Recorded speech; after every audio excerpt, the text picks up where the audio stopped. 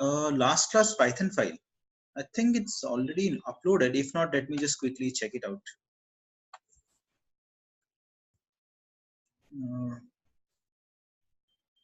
Upload file. That employee data, employee visualization. Yeah, I mean mainly that we did the matplotlib and some exercise we did.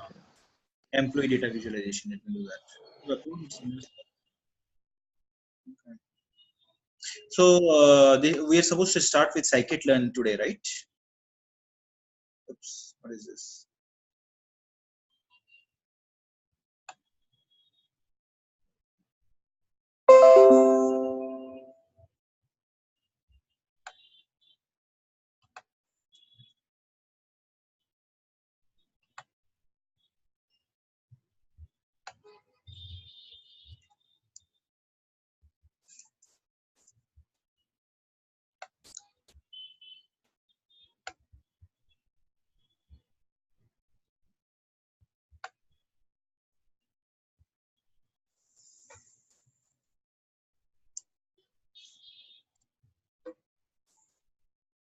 Okay, let's start with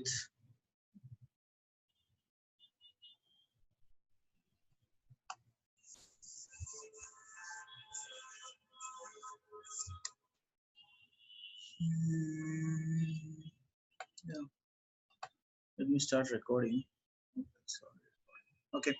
So today we are supposed to start with scikit-learn. Okay, actually introduction to machine learning. Okay, so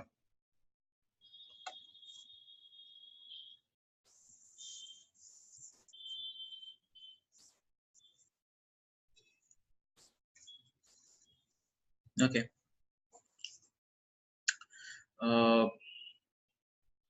Here we're supposed to understand what is machine learning, and we are predominantly will be using scikit-learn as a machine learning library to understand a lot of concepts around it. Okay, let me first introduce what is machine learning. Technically, many of you have programming background, okay, or maybe you have learned Python, so you understand. Okay, if you want to implement some logic, you basically write if else some logic part of code here by yourself. Okay, so you write that logic part of code yourself. That is the important point. So if you are working in a system which is pretty complex, so you can understand how much logic you will be adding to the code. Say for example, firewall. Okay, firewall means something which will identify if the incoming traffic is some attack or malicious, it will actually drop it. So how does it happen? There is a check in the code. If this match, then drop the packet, else they can push it forward. That sort of basic check will be there. Okay, that's how firewalls literally work. Okay, I mean you might have some nice framework, but eventually there is some check that is happening. And that check is a part of logic that a developer is writing. With this sort of things, what happens as of when your logic things becomes more and more complex, the amount of logic required by your code become more and more, it is difficult to scale such products. Okay, we cannot keep adding logic every time for every situation. It will, first of all, it will not scale. Second, it will not handle all the scenarios, right? So what you want here is the software should learn.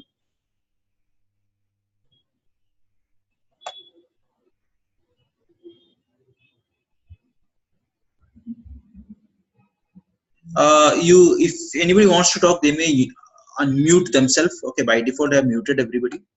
Okay, you can unmute yourself. Click on the unmute button. You can unmute yourself and then you can talk.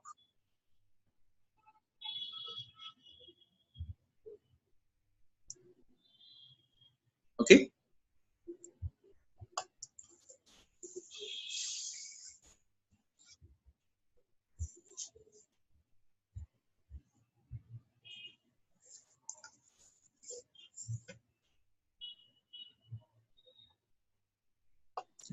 So what is to happen is you would have been continuously writing code. That is what has happened so far for a lot of products. People are writing logic part. Okay, it is developers to write the logic part.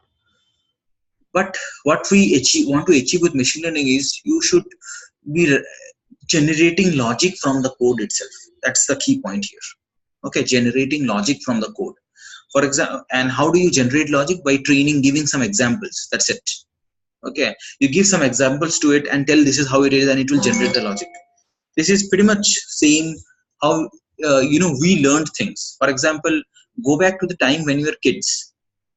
Okay, when you were kids, how did you first identify? How did you first learn identifying the cat versus the dog? Okay, you how, okay. Any idea how did you identify? Okay, this is a cat. That is a, how did you really learn it? Okay, so that's mostly why your parents would have showed you this is a cat, that is a dog, right? So they didn't tell you that this is a rule to identify a cat, this is a rule to identify a dog. They just gave you some examples and your brain created uh, the the logic to identify a cat versus the dog. You can identify a cat even if just tail part is visible, isn't it? So the logic that your mind is building over a period of time becomes stronger and stronger with more and more examples.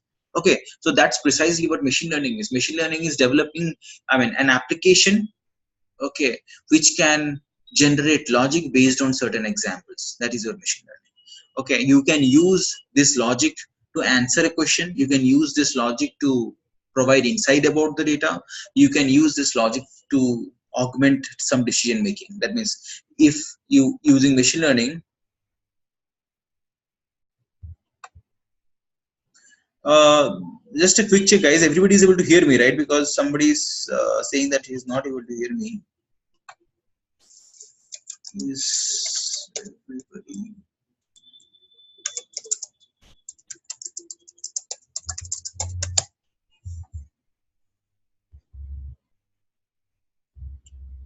okay? So maybe you can connect, everybody is able to hear.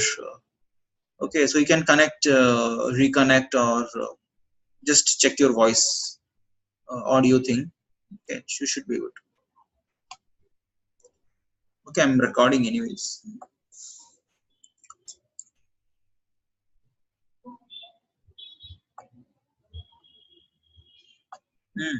Okay, so that is what, based on the examples, you are actually writing an application which can generate the logic, and using this logic it might answer some questions, it might give some insight about the data, it might help in decision making.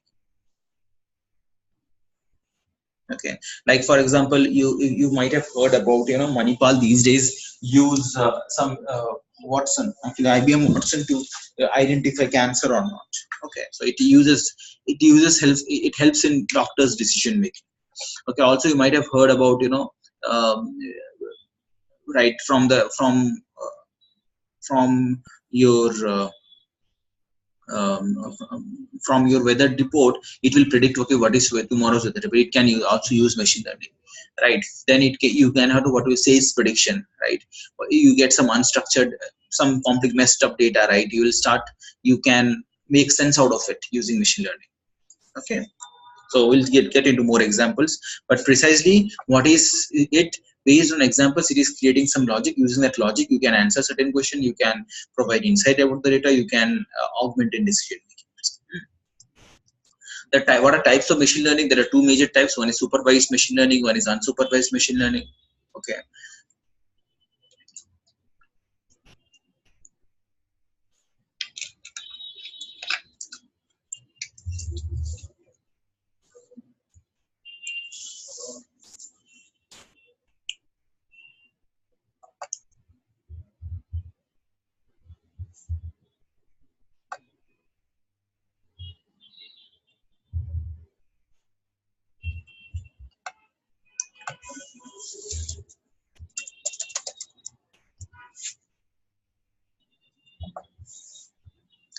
okay, second point is supervised and unsupervised.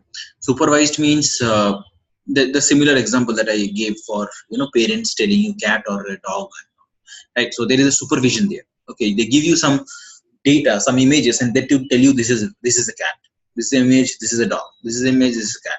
So what is happening, there is the learning is happening under some supervision. This is supervised machine learning.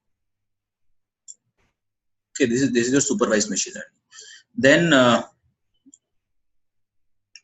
okay, so the more examples are, when you submit your data in a cars24.com, you want to sell your car and you submit your data over there, and it will tell you what is the potential price of your car that you might get actually.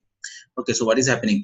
Previously, you have given a lot of second-hand car sales data, and based on that, it is predicting the new price of it. Right? That's precisely the case. Similarly, when you try to sell your house, right? All this, like all these things uses.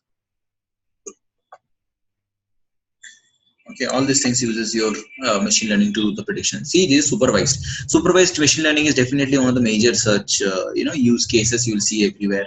Second part is of course not so. I mean, it's not that it's not so popular. It is used in understanding the data is unsupervised. Okay, unsupervised machine learning means finding the relationship between the data. Like you have a lot of customers, you want to add group customers, similar customers together. You might use unsupervised machine learning. Okay, you might use unsupervised machine learning over there. Okay, so customer segmentation, finding the best possible groups you want to divide your customers into. Then comes your this is your unsupervised. Okay, I will discuss a lot of things around it.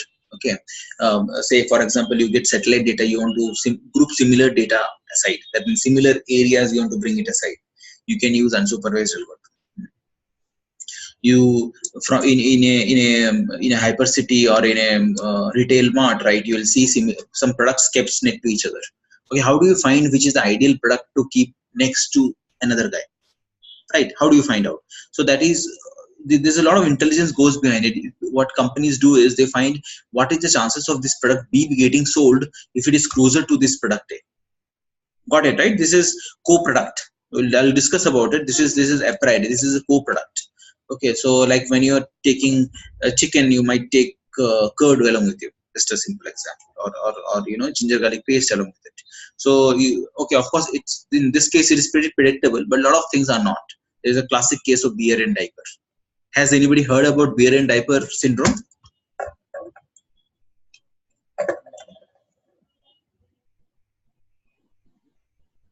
Anybody? Okay. Amantik, I do. I think I have an idea about it. It happened in UK, I believe. Uh, So it was something like pregnant ladies aren't supposed to drink. So as soon as it so happened that when they came to the store to buy diapers, they were more tend to buy beer as well along with it. That's what I've heard. no, it's a little variation than that. Okay. Okay. Okay, I'll tell you. So this was a case from Walmart. Okay, so Yeah. and you have this, of course. Generally, I mean, pregnant lady part is correct, but generally, new moms, they are, it's difficult for them to move out to get the diapers for babies.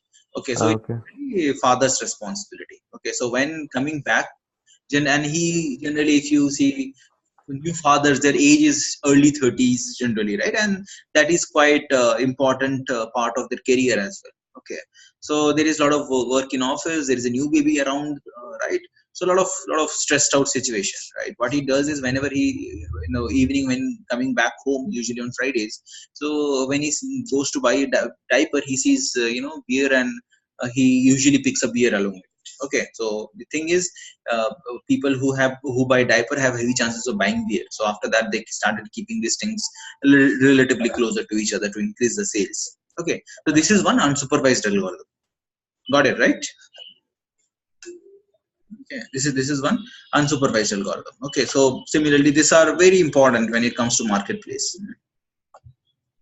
Let's see more details into supervised algorithm, that is a regression and classification.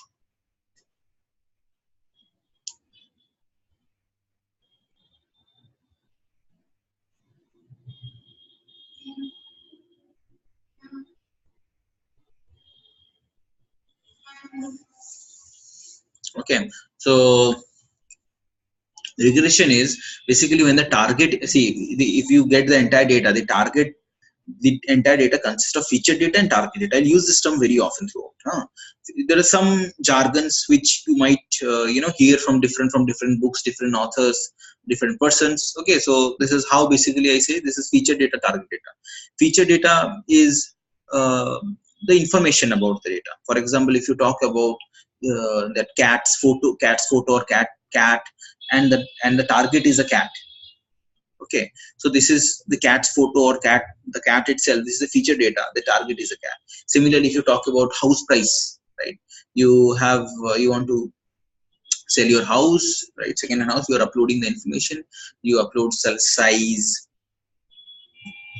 that's the square footage, and many more parameters like number of bedrooms, bathroom, number of floors, and at the end of it, this is just the house details, and whatever your previous previous data is, you will mention here that okay, this is the details and this price is this much. I'm talking about historical data. Okay, so here the target is actually a price which is something continuous in nature. Like price of a house can be 1,000, 10,000, 1 million, 10 million, right? It can be anything, continuous number. When the target is continuous, it is called regression. When the target is cat or dog or fixed thing, yes or no, cat or dog, different categories of news at different attacks, that means target is of fixed categories, then it is classification. Okay, so like employee will quit or not, the target answer is yes or no. That is the classification.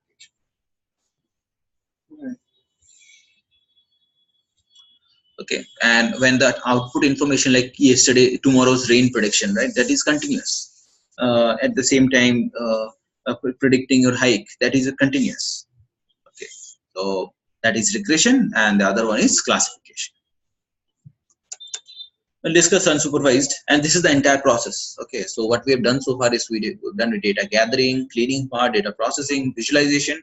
Now after doing all these things, we can subject our data to machine learning algorithms. The machine learning algorithms are also two types, supervised and unsupervised. Supervised further gets divided into two more types, unsupervised into two more types, right?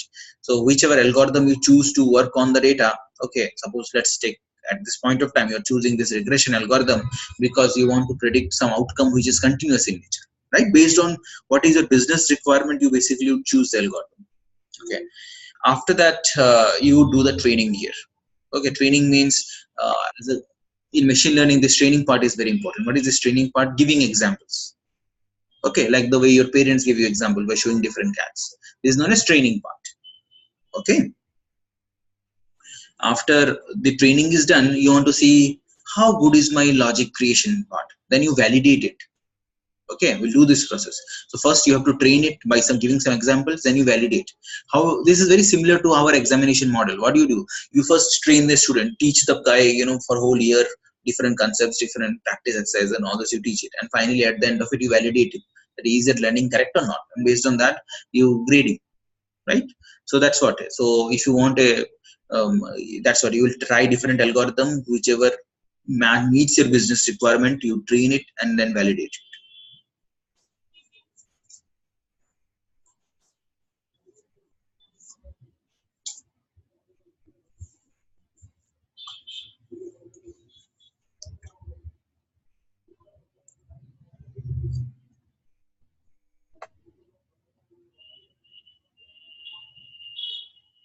Okay, so that's the whole thing. We'll learn it in the entire process, and we'll learn using scikit-learn. Okay, I'll explain a few things. This is the diagram, which is okay. So if you start here, this is where your journey starts. You will either go and identify regression and classification. At this point of time, it won't make a lot of sense because we don't know what all these elements are. As we discuss further, right, we'll start making sense of what these are. Then we'll refer back to this diagram. Okay, now I'll just, without getting into any details, I will just show you that these algorithms really work. It will be able to predict what we want. Okay, let's see.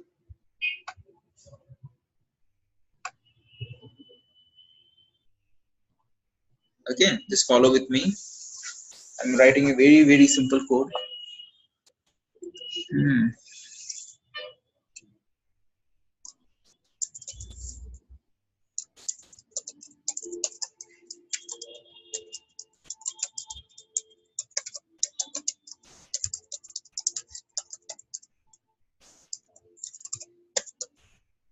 Okay, so what you're trying to do is introduction to machine learning using scikit. This is a very simple stuff. Okay, it's the idea today. Let's do it. From sklearn. Okay, this is the machine learning library. Okay, this is by default installed in your Anaconda environment. sklearn is a library. Okay, from here I want to import linear regression. Don't worry what it is, I'll explain. Okay.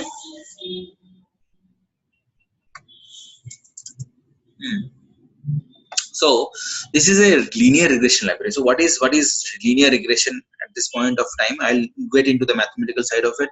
Okay, but first let's see the APIs. That is what is important. I'll go to the mathematics side in a minute. So here this is a regression which actually takes data and the output type is continuous in nature. Okay, output type is continuous. Given some data, it will be able to predict the target column, but the target column has to be continuous.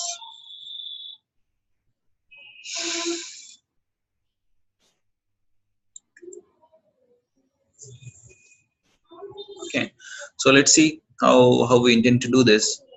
Okay, let's first generate the data for simplicity. NP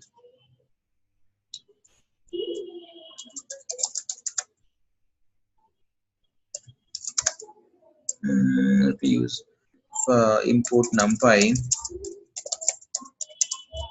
as NP. Okay, I'll use numpy to generate data. NP dot gen space. One is the starting point and is the ending point, and you want to generate 100 data.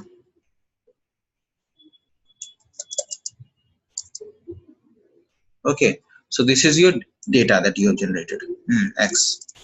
But remember one thing in machine learning, right? We will pass. Okay, we have this data and we have X and 2 into X plus 4. Okay, now I want to create a data frame out of this X and Y. Okay.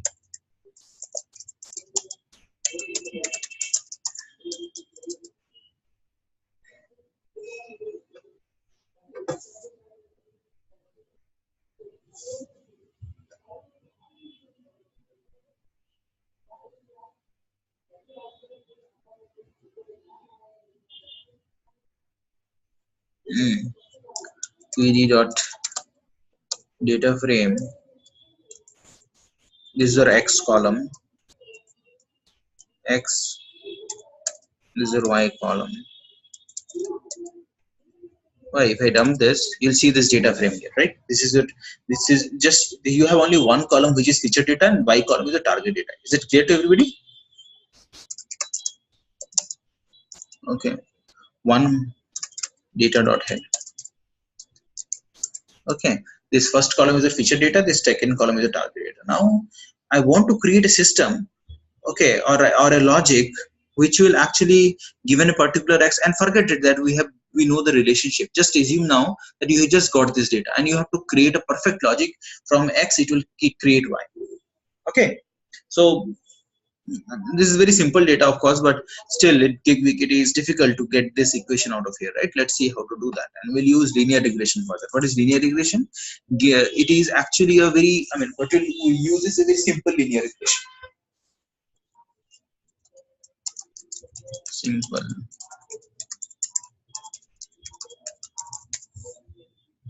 I'll explain why it is simple in a minute.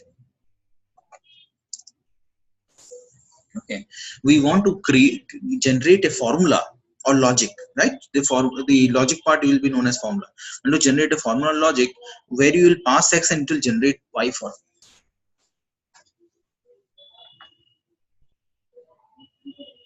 Okay, let's see.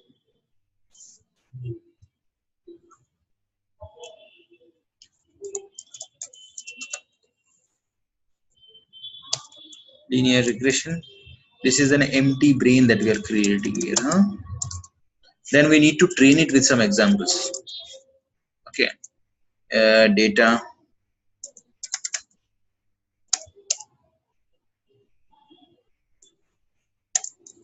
The first wave. Data on my. This is, see, remember we have to do it like this because we want to pass. If you remember this, we will get a data frame. We have to pass feature data always as a rows of data, okay, or a data frame. That is what is important here, rows of data. So that is why to do this, what it has happened here so far, it has actually trained it. That means now it should have generated the logic internally from itself. What is the logic that we simple linear regression will generate? It will generate a simple logic which will take this x value and return y. It is like ax plus b, right? That will be y. So that is the formula that it wants to generate. Y is equal to ax plus b.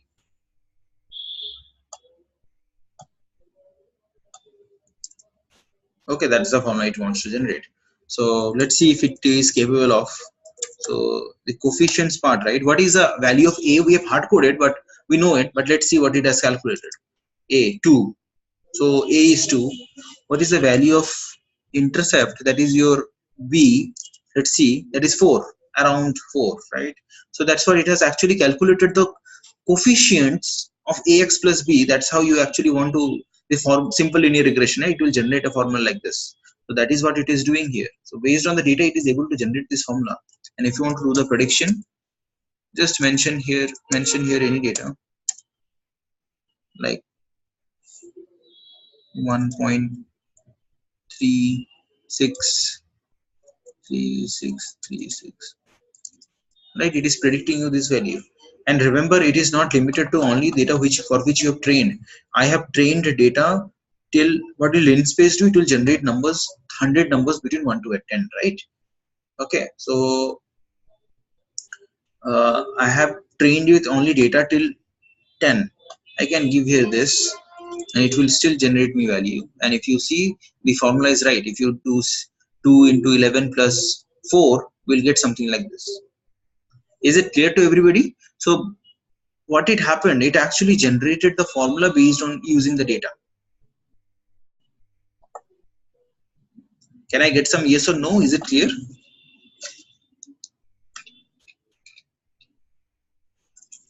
Yeah, Avantik, I had a question like this line number 12, lr.fit.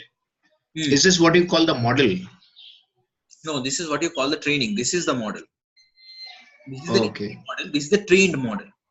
Got it, right? Okay. This is okay. what we call is training. I'll discuss what happens under the hood when you do dot fit. Okay. This is training. This is create empty model.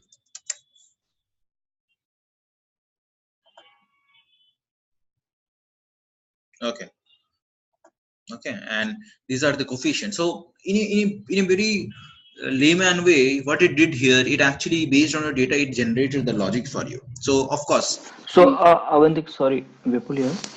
So fit actually is a function which we use to train the model. Is it right? Absolutely. Okay. So first we are saying when at line number 11 we are saying LR equal to linear regression. That is, we are saying to use linear regression as the algorithm, and then we are in the line number 12 we are inputting the data to the linear regression algorithm and then letting the system decide the exact logic. Absolutely. Is that correct? Right. Okay. And how about what are these 13 and 14, intercept and coefficient? I'll discuss about it. Okay, I haven't reached there.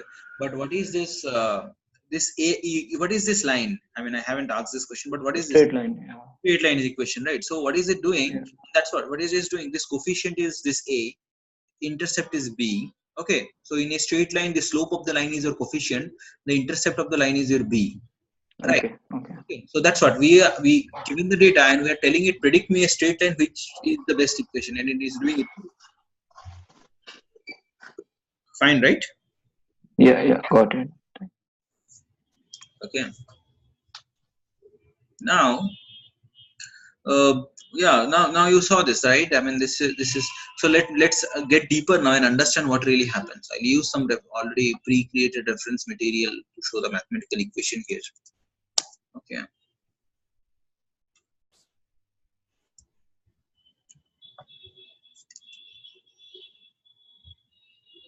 Just to show the maths here. That's it. Okay, and this is pretty standardized. So once you follow this, you'll be able to follow everything. So the similar case, right? Imagine this is your x, this is your y. Okay.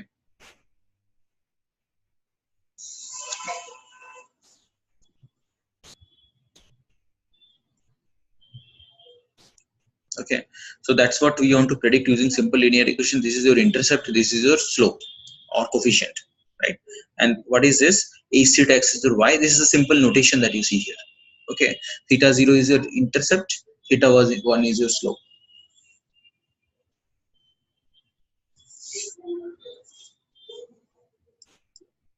Okay, so that's what you have to predict. Okay, now that's, so the idea is how many, given a line,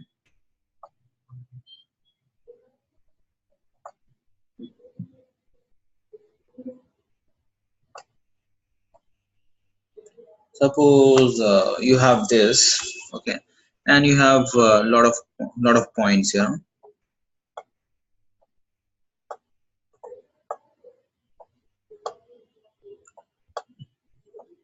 This is your x.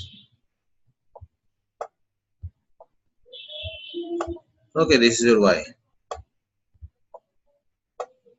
Okay, and these are different points. Okay,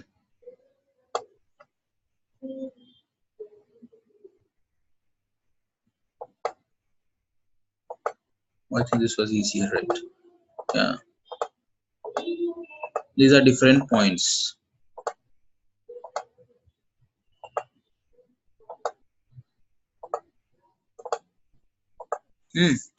So what are the possible values of, see, how is one line represented as? Each line,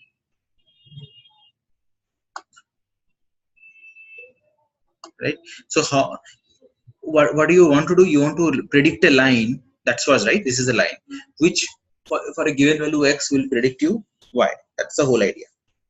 Okay, so how many possible lines are there? I want some answers from you guys. How many possible lines are there for this particular data? This is one line possible. This is another line possible. Any number of lines we can draw. Absolutely, the answer is infinite. Okay, so because you can have infinite values of this combination of theta 0 and theta 1, isn't it? So what is the catch here? You have to find the best line, right? For which, what will be the best line which is very close to the data, isn't it? For a x data, suppose you talked about this data, and suppose this is the line that is chosen one, as of now.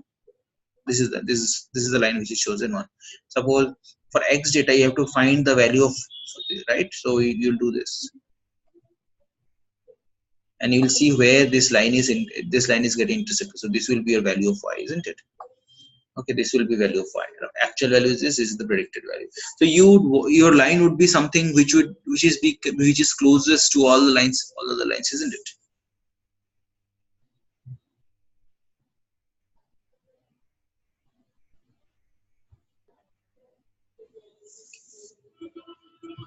Okay.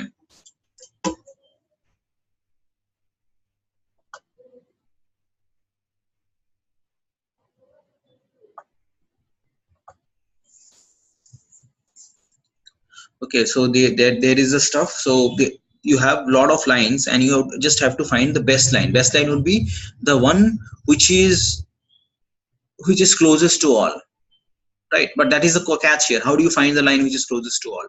That is where the cost function comes into picture. Okay, so what we do is for each line we'll find the cost. I'll discuss what is cost for a line. For each line we'll find a cost. Okay, so of course you see there are a huge number of lines. Of course you don't find cost.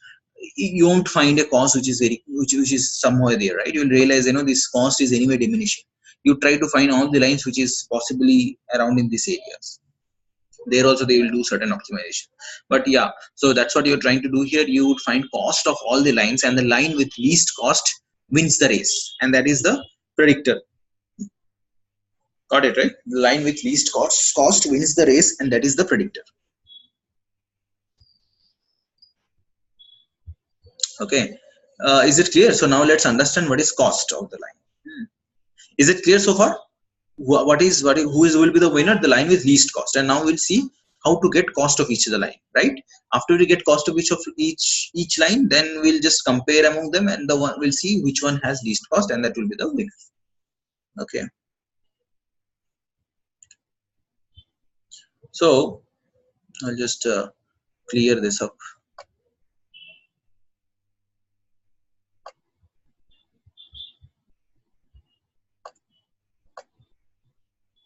And maybe draw more.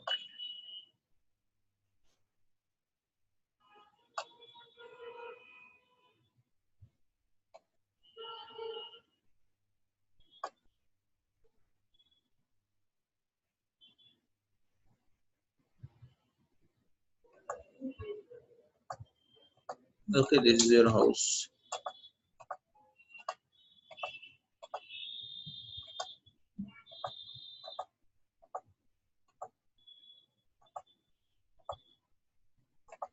Suppose you have one line.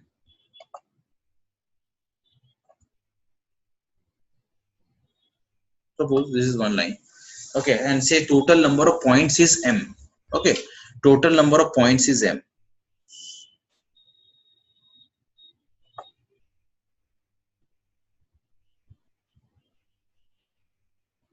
Okay, m is total number of points. Okay. Now, cost of this particular line is sum of, okay, square of, sum of square of difference between the, what is the prediction for this, what is the prediction for this point? The prediction is this, isn't it? What is the actual value for actual value? Y. This is your y. This is your x. Understood? So if you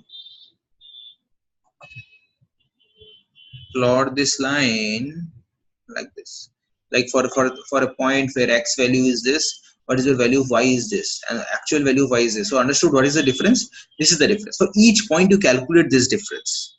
Okay, and you do sum of this difference, not sum of the differences. You calculate the difference, then square it, then sum all for all the points. This is known as squared mean error. Okay, squared error. You sum all these things and you get some, and then do a square root of these things. That is a root mean square error. Okay, so this is the cost of each line. So for another line which say is moving in this direction, the cost will be different, right? Because for each point the prediction value will be different. The cost the prediction for each point, the prediction value will be different and the actual value will be different. You try to find the difference between them, right? That's the thing here. That is cost of each line. So let me show you mathematically how does it look like.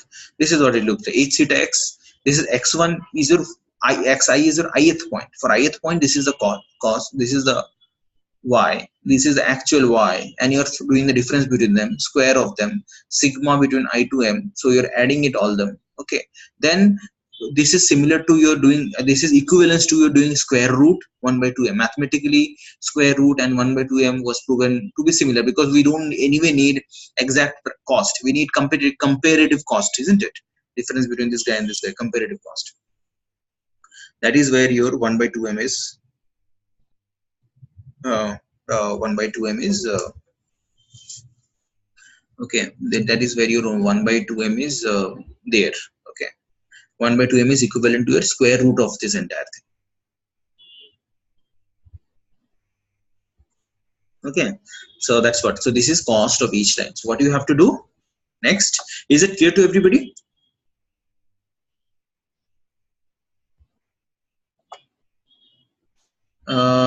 M is the total number of observation or slope of the line. No, M is the total number of observation.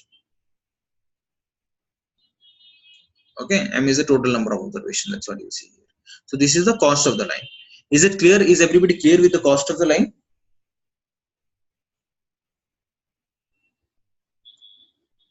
Yes, sir. Okay. Okay.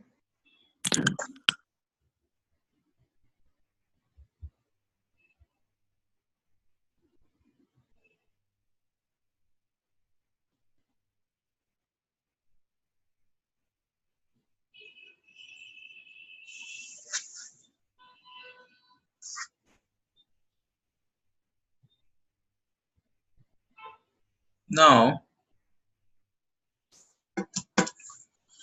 Okay, so now what do we have to do? We have to find the least cost line. Okay, so what is the objective? We have to minimize the cost by changing theta 0 and theta 1. We just have to minimize the cost. This is how it is represented.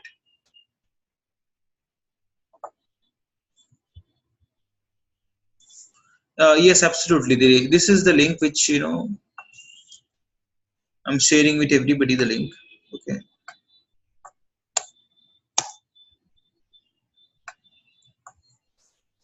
Okay, so that's what we do here. We minimize the cost of the line. Okay, by changing theta 0 and theta 1. That's what we do. Okay, now let's understand how do you. The next question is, how do you find the line with least cost? Okay, that is what is gradient descent. Okay, how do you find the line with least cost? Now,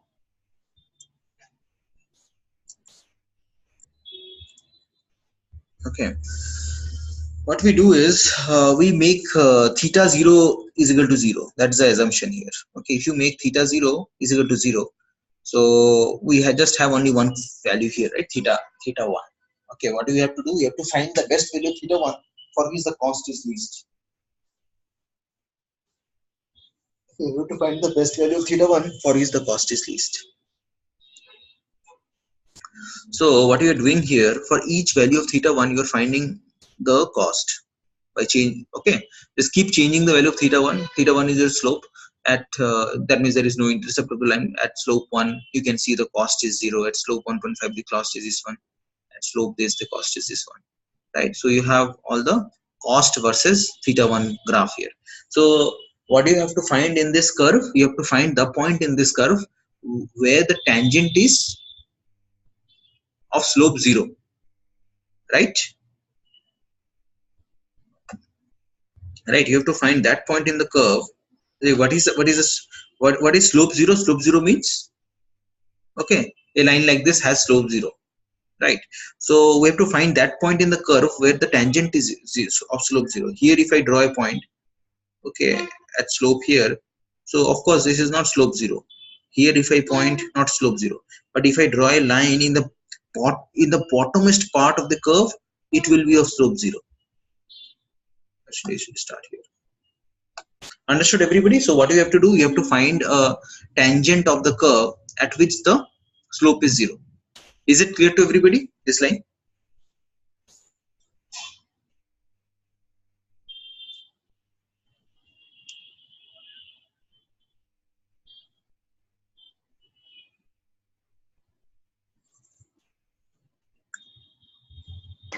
Can you repeat, like, why exactly we are finding this line with the slope 0?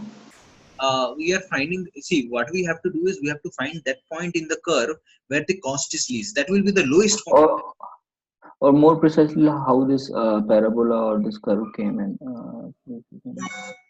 Yeah, so this is actually different value. Now your equation shrink further to h theta x is equal to theta 1x. Understood, right? Okay, because you are assuming that theta 0 is 0. That is the second. Okay, this is with the assumption, to simplify it, theta 0 is equal to 0. So your equation finally boils down to this, right? H theta x is equal to theta 1x. This will be your y. So what is your cost? What is your cost function? Cost function would be this. Rather than earlier it was theta 0, theta 1, and this now it is this.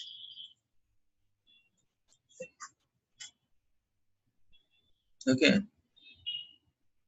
this is your cost function.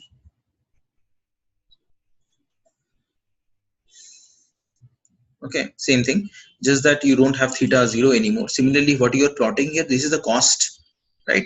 So when you are using slope theta or theta 1 is equal to 1, this is the corresponding cost. Or when you are using 0.5, this is the corresponding cost. Is it clear? Is this curve clear? Yeah, this is okay. Cost versus coefficient or cost versus slope graph. Okay, now what you have to do, you have to find that point in the curve which is lowest, right? That is why what will be the lowest point in the curve where the tangent is equal to 0, when the slope is equal to 0, isn't it? If I draw a line here at this point, the slope won't be 0. When I draw a line here at this point, the slope will be 0. When I draw a line here, the slope will be 0, right? So what is your Okay, so what is your what is your tangent here?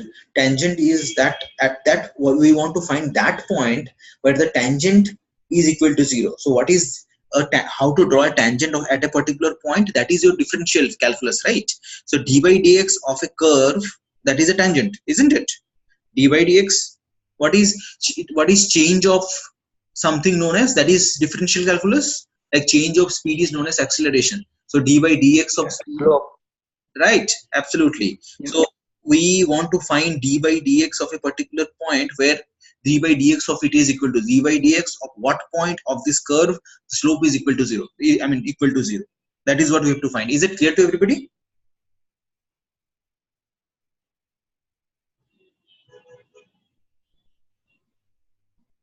Yes, no? Is it clear?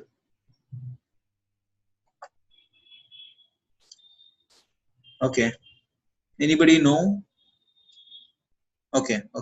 So that's what. So this is what is understood, right? So d by dx will happen, and this is what is your gradient descent doing here. You don't have to do anything. Okay, it's clear for everybody. So this is what. Okay, so if I plot this in a theta 0 and theta 1, this is what it becomes. What it has to do, find the lowest point of this curve. This is what gradient descent does it here. What is gradient descent? Gradient descent from a okay, what does gradient descent do? I will show a diagram below. See this diagram. Okay, so gradient descent is like, you can imagine yourself in the top of a hill. Okay, what you have to do, and it's very foggy to understand. We're trying to understand gradient descent now. Okay, you are in the top of the hill and it is very, very foggy outside. Okay, you cannot see more than 1 feet. What you have to do here is, okay, you cannot see more than 1 feet. So, and you have to go to the bottom, lowest point from the hill. What you will do, you'll see your nearby area.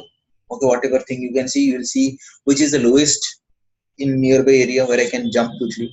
Right, that's the process. This is what is done by your gradient descent. It tries from multiple places to go down. Okay, from one point it will try to go down, another point it will go to down, and later on it can do the comparison which going down was the best. And this process of, and when it reaches down, it reaches the local optima, right? This is known as local optima. This is the lowest point if you are starting from this point. Okay, this is the point at which theta 0, theta 1 gets the best cost or the least cost, and that is what is done by your gradient descent. Is it clear? So as you said, like once we reach to the local optima, local minimum, so do we need to reach to the global or overall minimum, or how do we verify, like we in this curve? Yeah, this is what gradient descent does for you. It actually do multiple iteration, not once. Okay, and it will make sure whatever it returns, it is the global minimum. I mean, if it tries one time, it will get one local minimum. But what it needs is the global minimum. That is the lowest point across all the zones. Right. For that, it will try multiple iteration by generating random numbers and all, and eventually it is proven that it gets to the local minimum. Understood, right? Yeah. Okay. Okay, so these all things you don't have to do. Whenever in this earlier case, when I did fit, all what it did, you got the data. From the data, it actually it wants to find the best line. So there are a lot of lines competing against each other. Then your gradient descent, I mean, it finds cost, and gradient descent travels through the cost and finds the best cost for you, and corresponding to that, the coefficient and intercept is also retained back. Right, that is all that happens here. Is it clear? The simple linear regression.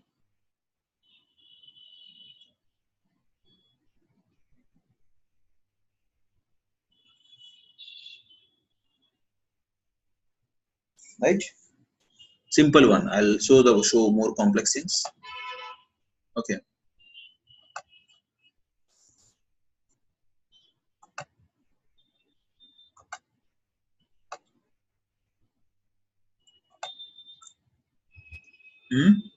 Another example, I mean, we'll do a lot of regression example. I mean, a lot of complex also. Complex regression example. This was just a simplest case. Okay. show another.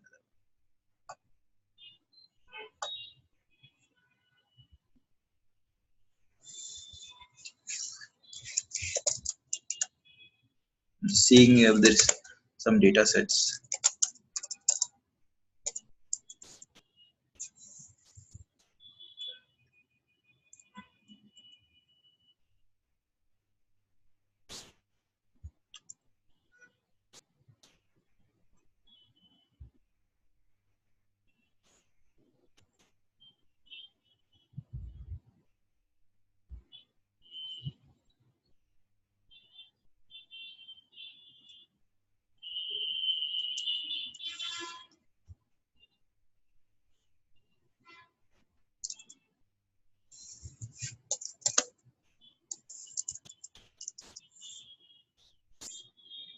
Okay, so this is some regression data I can see here.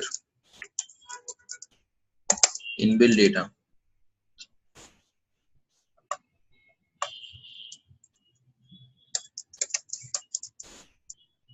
Okay, so 100.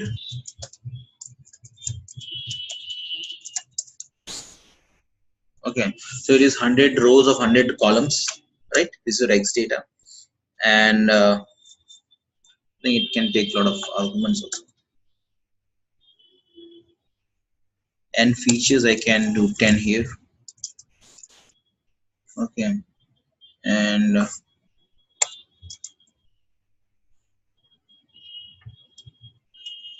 samples I can do 1000 here, right? So you can see here there are 1000 columns, 1000 rows with 10 columns, and you have, this is the data. This is the data which is generated. Okay. So in earlier case there was one feature data and one target data, right? It was pretty simple straight line. Now what will happen? If you, how many coefficients are there? How many features are there? So earlier in one, in our example, you have one feature, right? We are trying to find coefficient for that one feature.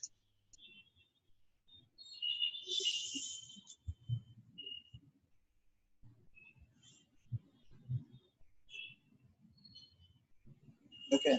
Now, okay, earlier we have one feature, now we have 10 features. Did you understand what happened? So each vector, what is vector? Earlier each vector was represented by one field only. Now we have 10 fields. So let's see one data, how one data is represented. This is how one data is represented, 10 elements. This is how another data is represented. Okay, I mean the target data.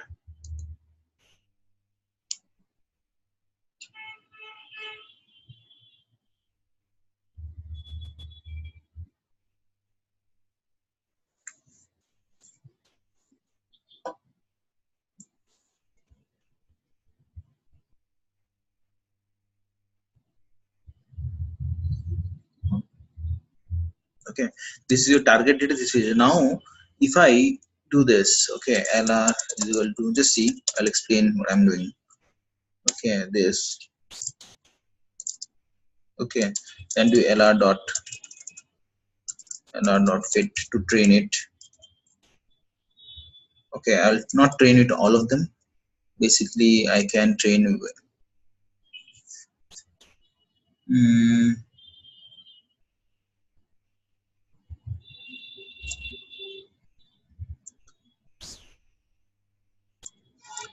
except last 5.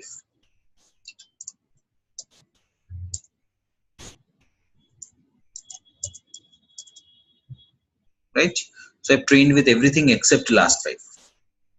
Okay, so now you do x y minus 5 colon. This is the last 5 data. Now we'll see if it is able to predict it or not. Okay, lr. So for predicting we have this function predict. Okay, I'll give it last 5 data. Just see it here.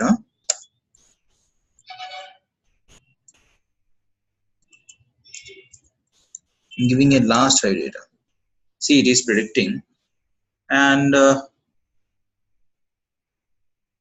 it's predicting pretty correct, right? See here.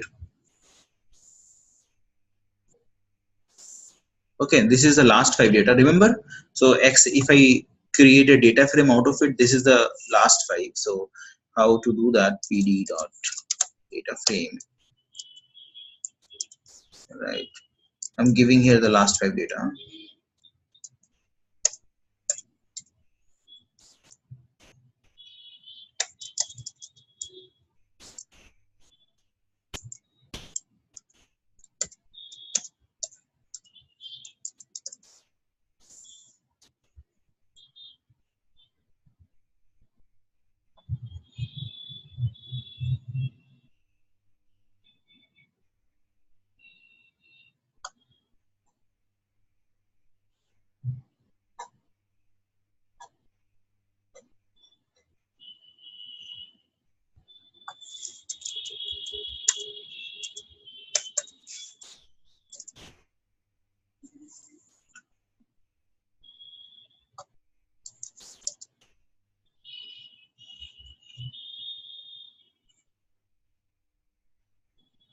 Okay, so that was the reason why it was not showing up here.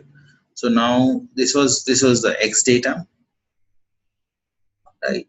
And this was the Y data. It is all exactly predicting it as it is, right? Okay, got it, right? So not only one column now, how many coefficients will be there, guys? This is some important question. How many coefficient? I earlier remember one column, one coefficient.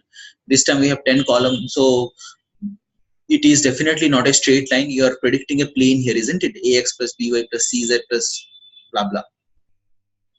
So if I do LR coefficient, how many of them will be there? If you understood, if you could answer it correct, you have understood the entire thing. If not, then I have to revisit a few things.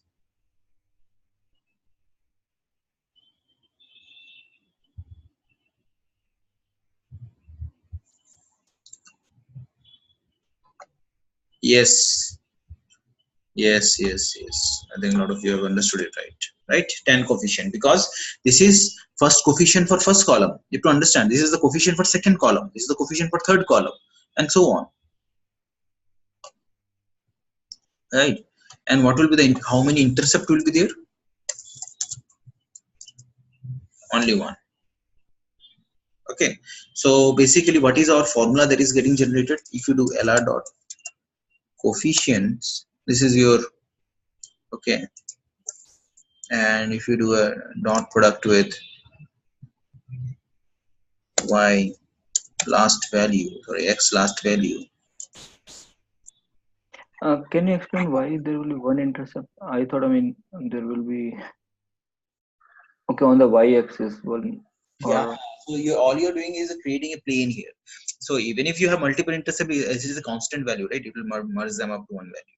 So but what is a plane? It is the equation of a plane, right? Ax plus by plus cz plus and blah blah blah and all that. Okay, got it. Okay, so that is why I do this. Okay, yeah. So now I want to do a dot product, np dot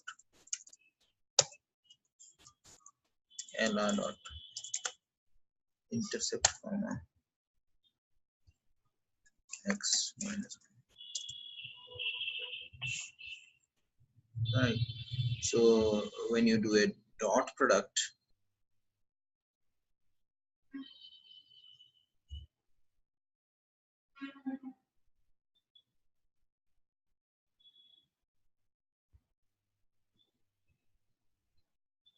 right?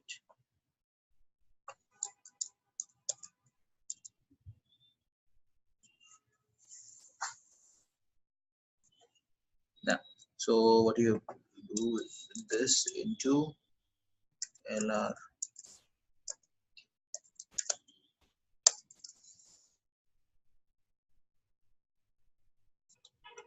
okay, if you do a sum of all this thing, np dot comes out.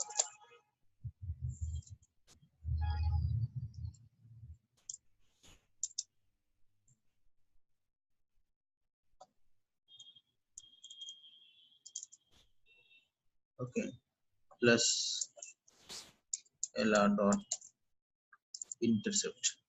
See, this is the value, right, of the last guy. Did you notice the same? So this is the formula that gets created internally. using these two fields. Is this line clear to everybody? This last line that I wrote. This is the pure maths how it is happening internally. It calculates the coefficient, it calculates the intercept, and what I'm doing here, this is the data. I'm multiplying it with the coefficients like ax. It is a element by element multiplication at ax plus vy plus cz, and at the sum, after doing sum of all that, I'm doing adding in the intercept here, and you get the exact same value.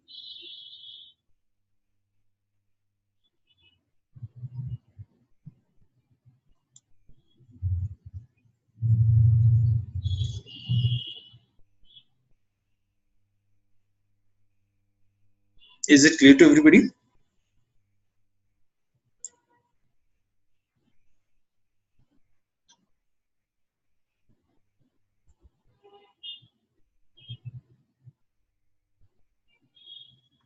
Can you explain a little bit about, I mean, how we created the data, right? I mean, mainly when we generated like make regression and features and then and sample. So we see like X got created in two-dimensional, whereas Y got created in one-dimensional. So that is what I was getting confused there. Using this guy, using. I'm not able to visualize data actually. Yeah. Now we are talking about 10 dimension, right? So I'll explain you how to understand this. So just understand, you have 10 columns of 1,000 data. This part is clear? Yeah, agreed. Okay. Now, and the target column is one dimensional data, right? For every row there is one value. Okay. This part is clear. Y is a target. Okay. Y is a target. If you want, I can plot it in data frame also, but it will be X will be each row then corresponding to Y, right? That is how X and Y would be. So, okay. So yeah, so 10, there will be total 11 columns. 10 columns will be feature, one column will be target, right? Clear? Yeah. Got it now. Yeah. No. Then you fit it, then you train it. Then this is the interesting part, using the, I mean, of course, this is the thing, this is the value that will come if I do this also. lr.predict. Okay, but what is predict doing internally? That is what I showed here. Okay, x minus 1, right? Oh, sorry, it will need.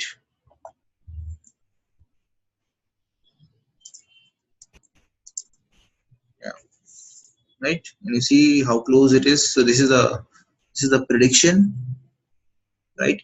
Using the formula, and this is what it is happening. Okay, so it is just rounding it off, nothing much. To 7-8 digits, not beyond that. Is it clear to everybody?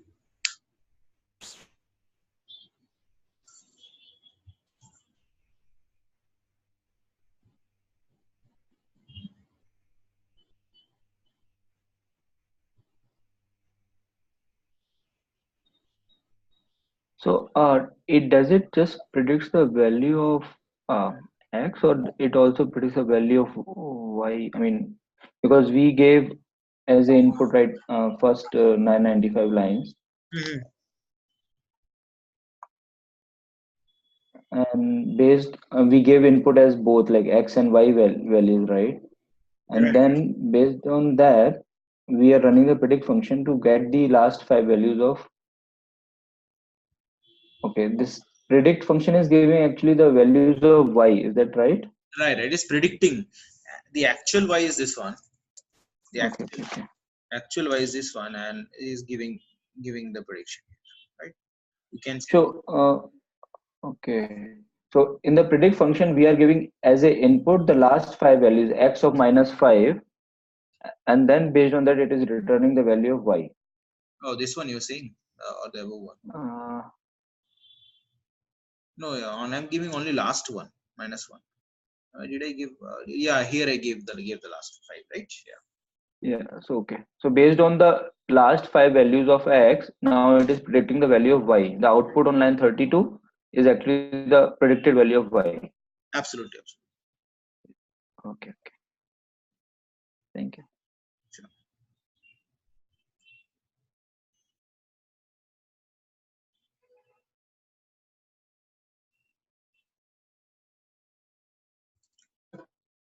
Oh.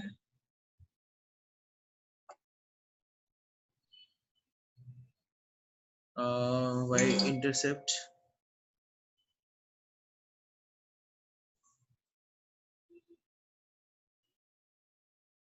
Okay. Now np sum x.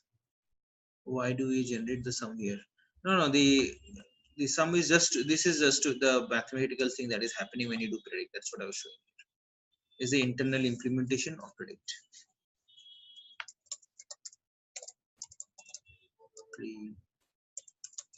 Implementation of predict. Fine, right?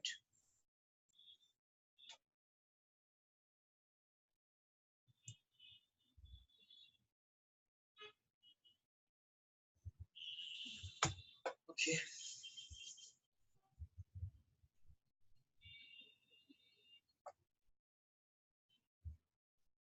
The sum in the sense this LR intercept. Sir, Yeah. sir, we have taken the 1000 as a Y shape and X shape.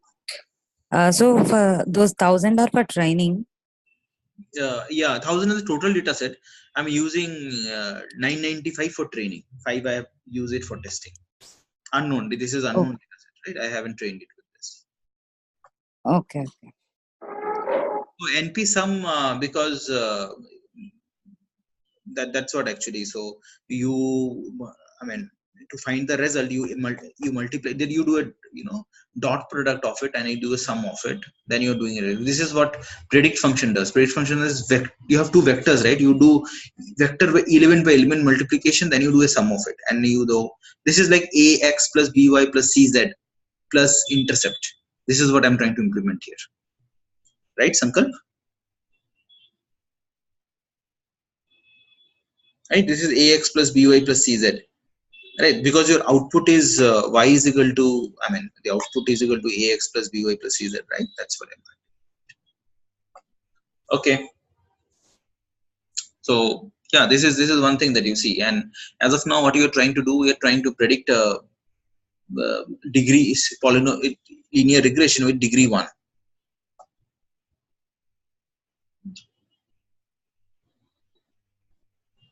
If the equation, so actually you can do it in public so that others can also read this message. If the equation is y=mx, we can avoid using sum.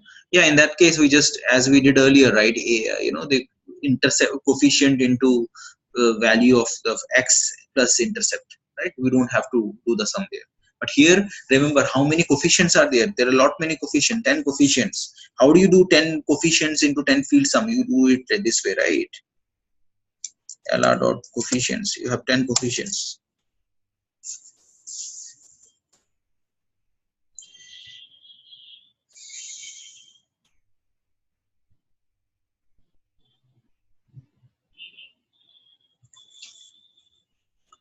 Okay, so is it fine now? Sir, is this cost function is done by the fit model? Cost function is done by? Yeah.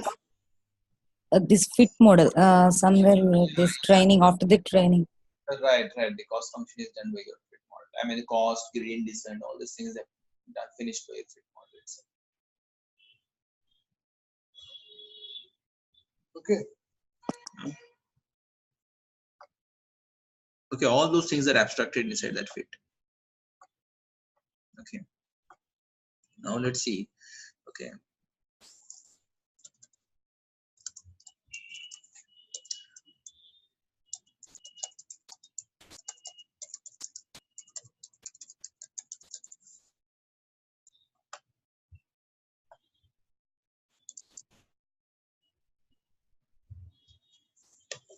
Okay, so we'll see a little.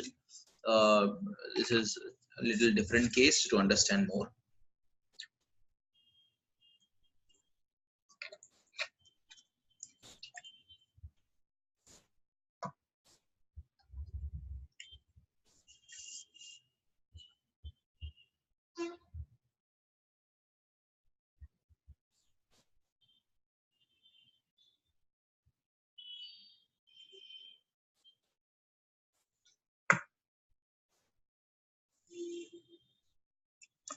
Okay, so let's see. So let's take a data which is little different this time, huh? NP linspace 1 to 10 and generating 1000 data, and y is equal to 2 into x into x. Now do you think a straight line will be sufficient to implement this? Can I get some answers? If this is my x and y, do you think a straight line will be sufficient to implement this? Yes, sir. It is sufficient straight line. This is a polynomial line, right? Let me plot this data. We'll see the data. Huh? Import matplotlib dot pyplot as plt percentage matplotlib line. I'll plot this data. plt dot plot.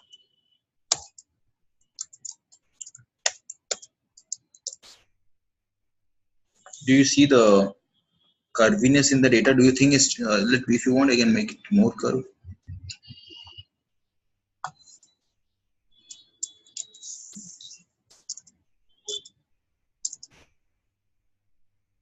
Right, it's getting more steeper, isn't it?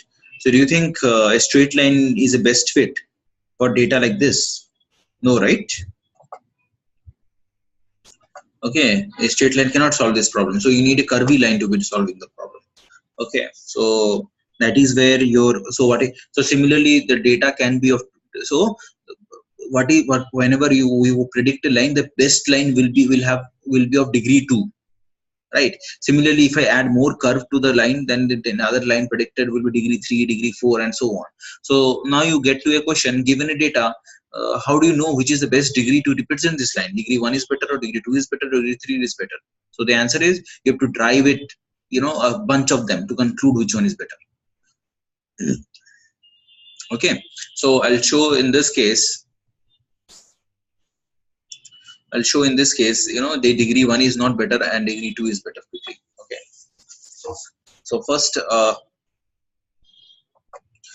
I'll introduce one more thing also. Generally, if you have your data, right, you should divide your data into train and test data, so that training will be doing in one part of the data, testing will be doing one part of the data, and based on testing you will say this is your accuracy of the algorithm.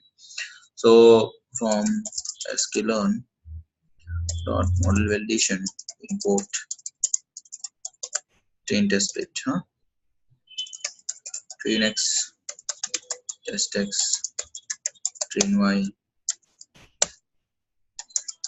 test y.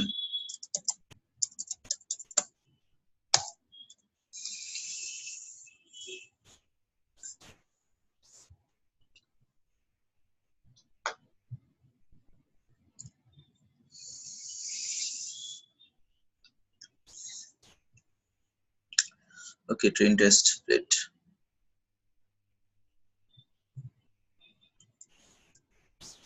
Right, this is the total data. Right, remember this. Why this is important? If you do see train x shape, right, it is 750 of 1000 data. It has divided into 25, so test x. Understood the purpose of it? Because whatever you train the model, you don't want to use for testing the model, because that will be fake result. It's like giving the same question in the examination which you gave during the training, right? So that is not the best case. So you want it to be working better, okay, and validate it better with more confidence. That is why train test. We'll train it with train x data, validate with test x data. Okay. So by default, internally it divides into 75-25. Yeah, if you want to change, you can pass it in other parameters over here. Okay. Oh, okay. Now, okay, and I'll show you a few more things here. So LR is equal to linear regression. Then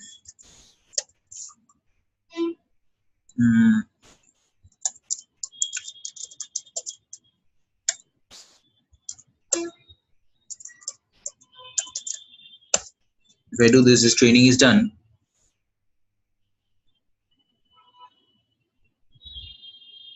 Oh, sorry, tests. Train x, test x, train y, test y. Oh yeah, so here remember I gave in one shape actually, so it should be this -1. I'll explain why I did it.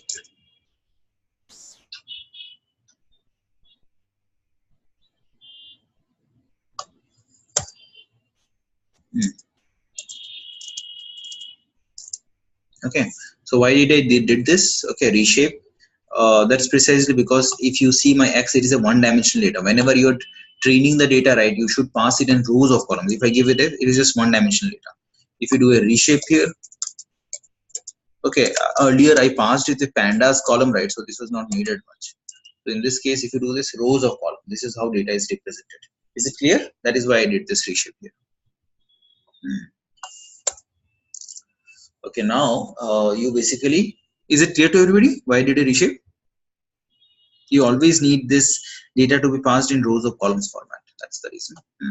So if you want to find accuracy of the algorithm, so you can do this score, LR score, test X, test Y. Remember, this is unused data. It will find, you know, what is the accuracy. So you will see a 96%, which is, I mean, very bad, because not that great, because this is a very simple straight line. It is trying to predict a straight line here. Okay, if I draw equation here, it will actually plot a straight line here on the data. I'll show it now.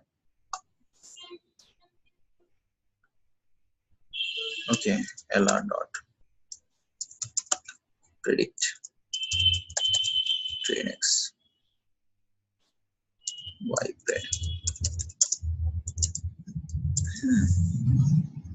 So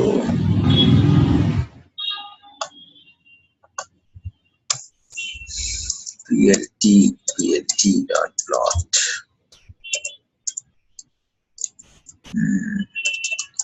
train X Y pred.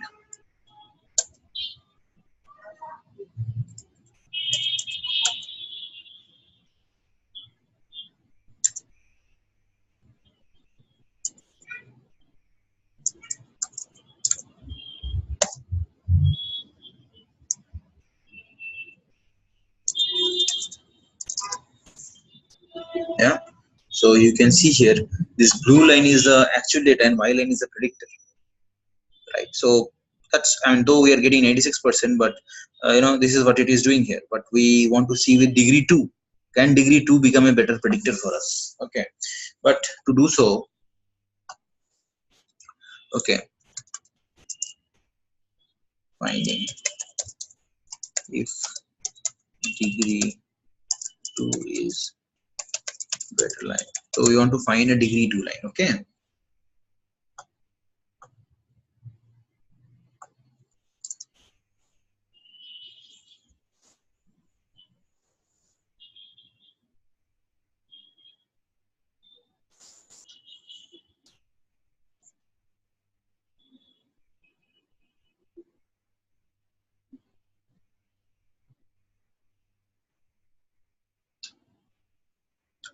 okay, degree 2 line. Okay, so let's change the, we have this X, right? So this X is actually just one column,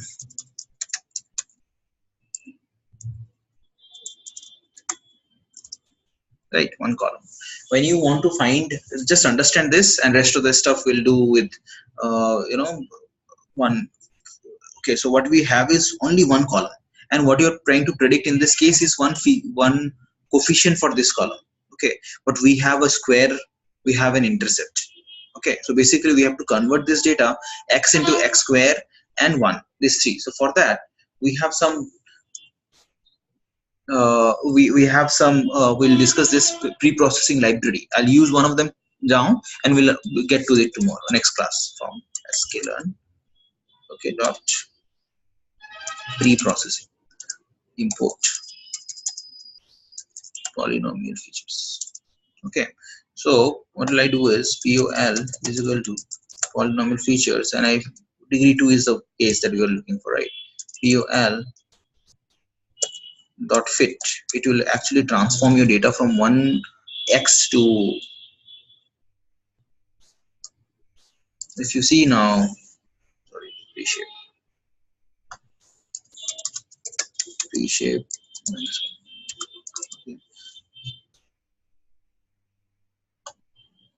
This is a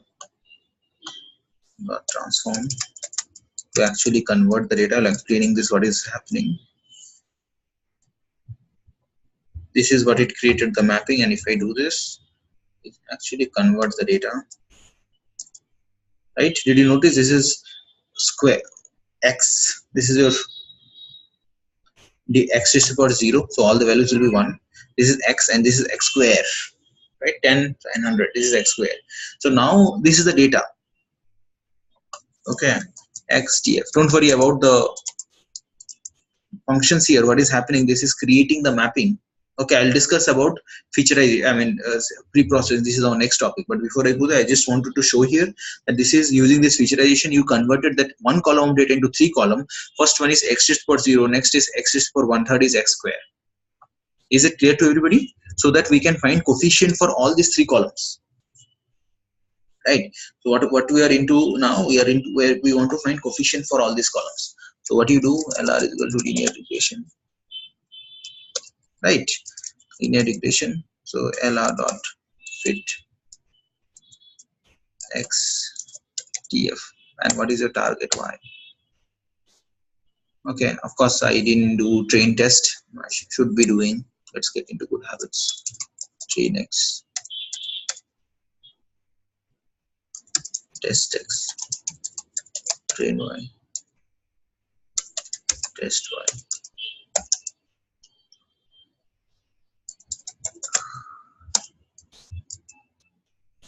X. Okay, so LR dot fit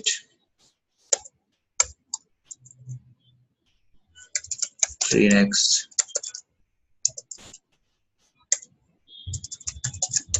train y. This is creating the mapping. LR dot predict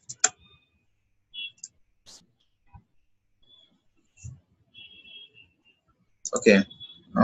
This is a predictor y new pred.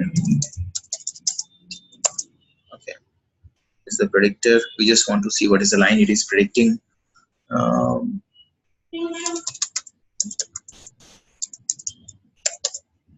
Train y, train x, right? We'll plot it, and here you see LR dot score, right? It will tell you how good is the algorithm in the scale of 0 to 1. Okay, train x. We have to use test x as the input to the predictor. No, here I just want to plot it in the graph. That's why I'm doing it. In the score, we'll use test x, test y. Okay, to see the accuracy. Okay, here you can see 100% accuracy. And this y new pred, right? I'll plot it in the curve.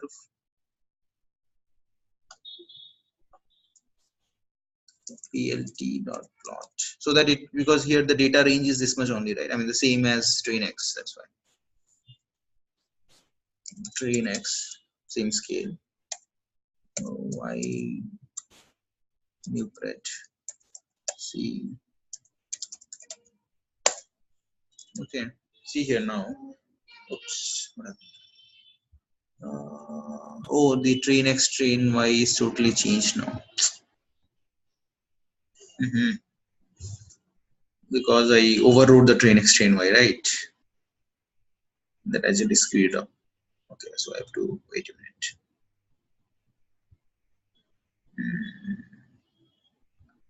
Yeah, and your train x is not a.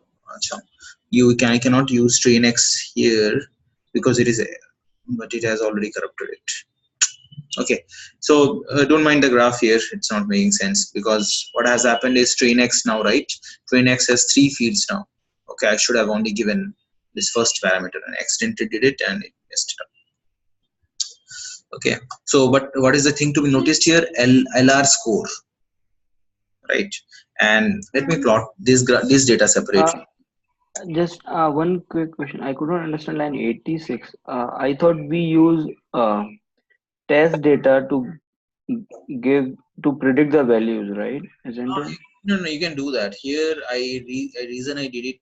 The intention was that if you use train X, right, so you will get the value, and the graph earlier above, of course you can, I mean, you can use anything for prediction, right? Okay, so if If you, we use train X, okay, so okay, you are comparing with the same values. Okay, that's great. Okay. so I mean that's okay. So all that matters in score, you should be using test to find the model accuracy, and you can see it's pretty better than your 96%, isn't it? Right, better than your straight line is giving you 96%, and a polynomial degree line is giving you 100% accuracy. Okay,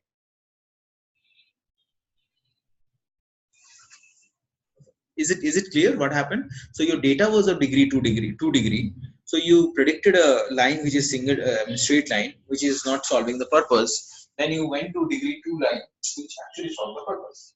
Okay, so what is the essential takeaway? So for a given problem, you do not know which degree of line is better, so you might have to do a few experiments with different degrees of line, right, to get better results, I mean to get closer to good result, isn't it?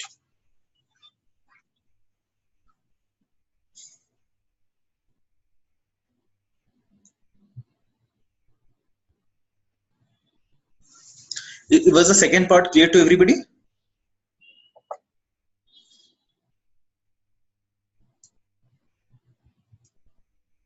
The degree 2 thing. See what we have done here.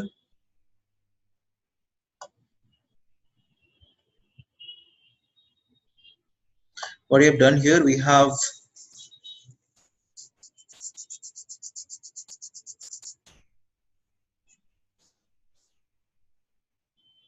okay, we have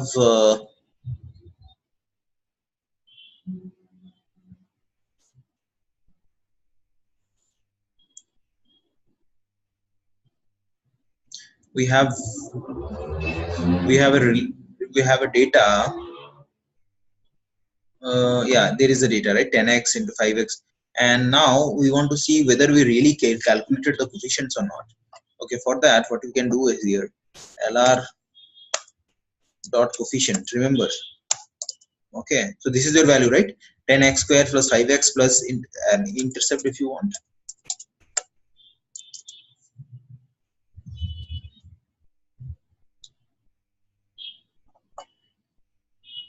Right, so you get these coefficients. This you sometimes what happens, the relationship between x and y is not straight, not straight line, right? So it is as in this case it is degree 2 polynomial. So the challenge was to find the best degree 2 polynomial which represents the solution.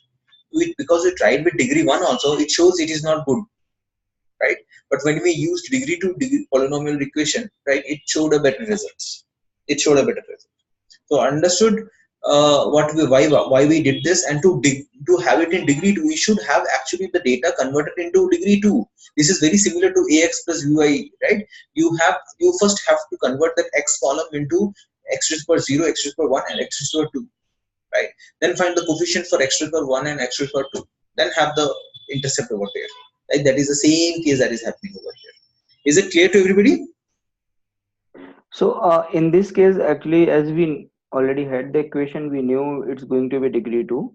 So we first tried with degree 1 and then we reached to degree 2. But in real world, I mean, we don't know what is the degree of the data, right? So we might need to do hit and trial. No, not hit and trial. I mean, there are processes. Nothing Okay. really hit and trial here. So you have to understand there is a, like in chemistry labs. This is the question where this discussion should end actually. Okay, so everybody had this question in mind, right? I mean, okay, we knew that degree 2 data is there, so I used degree 2, but in real situation, you'll not have that information. How do you do it? Okay, the thing is, there is a process. Okay, that's not hit and trial, that's a process over here. You'll do that process, okay, and you'll identify what is the best way to become a predictor for this particular data. Okay, so that is how, like in chemistry labs, right, we used to have a process. Okay, we need to find the best combination of the chemicals so that we can get this result. So there is a systematic approach. That's not a hit and trial. Hit and trial is brute force. That's not what we do in machine learning. We'll do a systematic approach. That's what we learn as we proceed. Okay, is this point clear to everybody? I mean, where we are currently? Anybody know?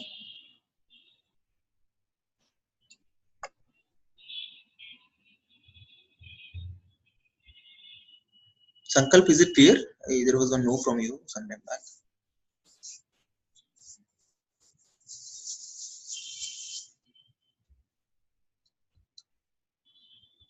Okay. How about others?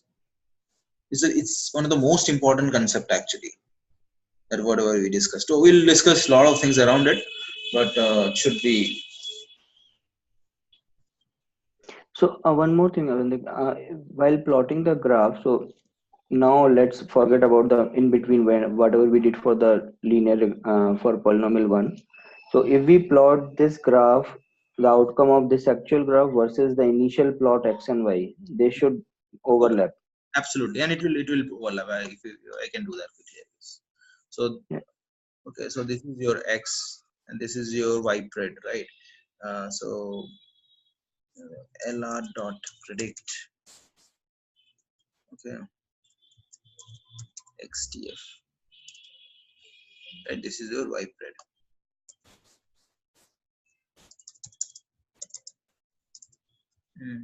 So plt dot plot.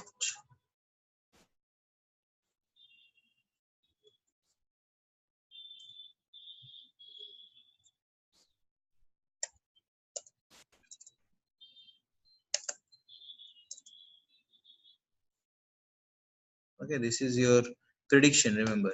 So if you want to plot the actual data, plt dot plot x, y,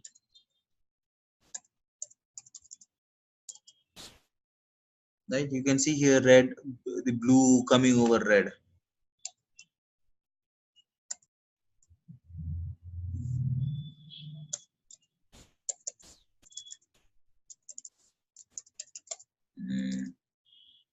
Okay, so it's overlapping actually. That's why you see the latest color only. If you want, you can actually plot a very, sample of data. Sample 10. I think this works. It works with data frame actually. Wait, x tf.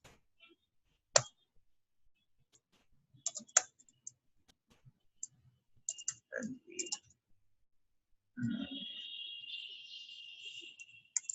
choose x tf.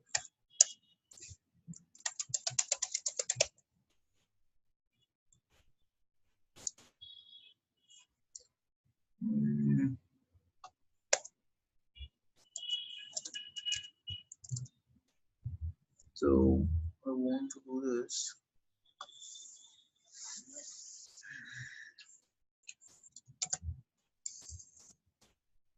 I just want to pick some data. We choose is here. Choice, sorry. Choice. Choose. Okay. And problem happens when it is, yeah, so problem x tf is a data. Choices, yeah, so let's pass choices here. Choices,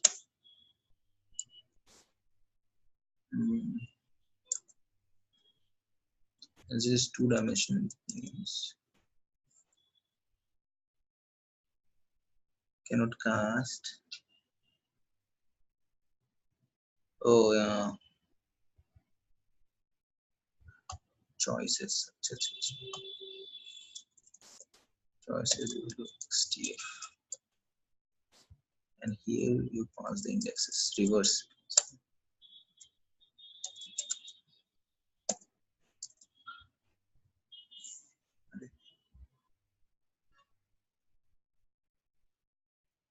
Need at least one, and sorry to objects. Okay, let me do this. XTF, yeah, I can do this. Right, so I'll pass 10 in your Y pred, so that only half of the data is plotted. Yeah. LR dot predict.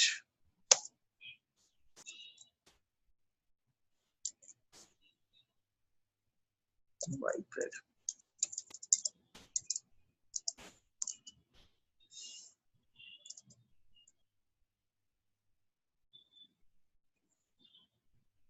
I think it's giving dimension error. I mean, X and Yeah. Y. Here I have to give colon 10. That's it. Okay. So you can see here this guy is red, and you can see a little green here. Oh, there is too lesser data, right? So you can actually make it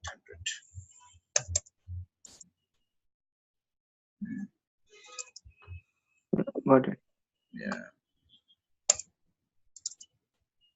Right, you can see it climbing over it, right? It will overlap.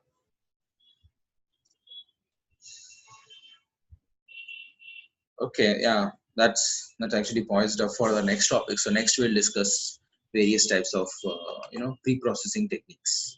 Okay, so as we are here, so we get this data. What we learned basically is simple linear regression. I'll discuss about varieties of linear regression like lasso, elastic net, ridge, right?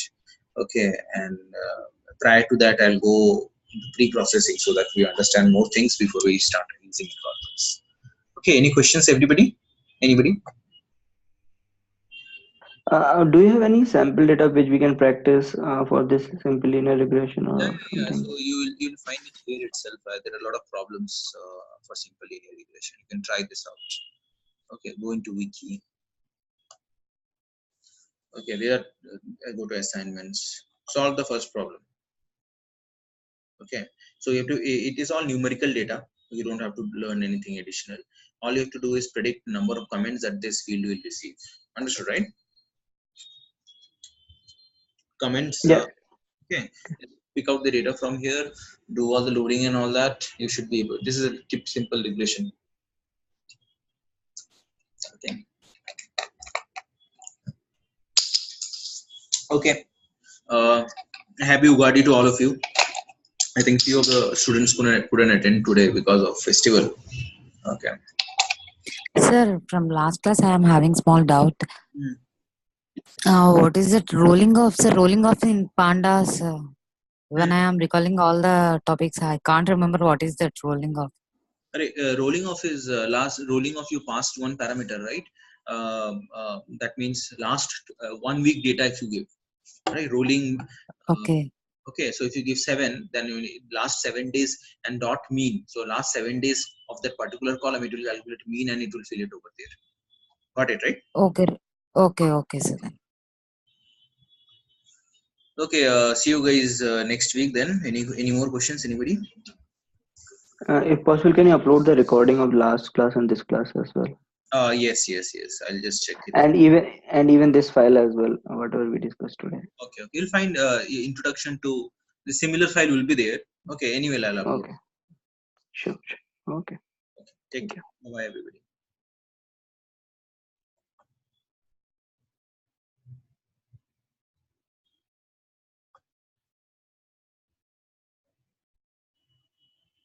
What is cleaning of data and how it is done? Cleaning of data is basically removing. There is a question. Okay, basically removing, information that is not important for prediction. Okay, for example, you might have some column which is not completely filled up. I mean, a lot of empty values. You won't want to get rid of that. Similarly, if you want the date time in the wrong format, you might want to convert into right format. This is part of cleaning of data. How exactly it is done, Avantik? We have a lot of functions for that, right? We've seen a drop any, fill Okay, any. okay, got it. So the functions which we have seen earlier, Right. that we would be clearing off. Okay. Absolutely. Okay. Okay, thank you. Happy Ugadi. Thank you. Take care. Bye-bye.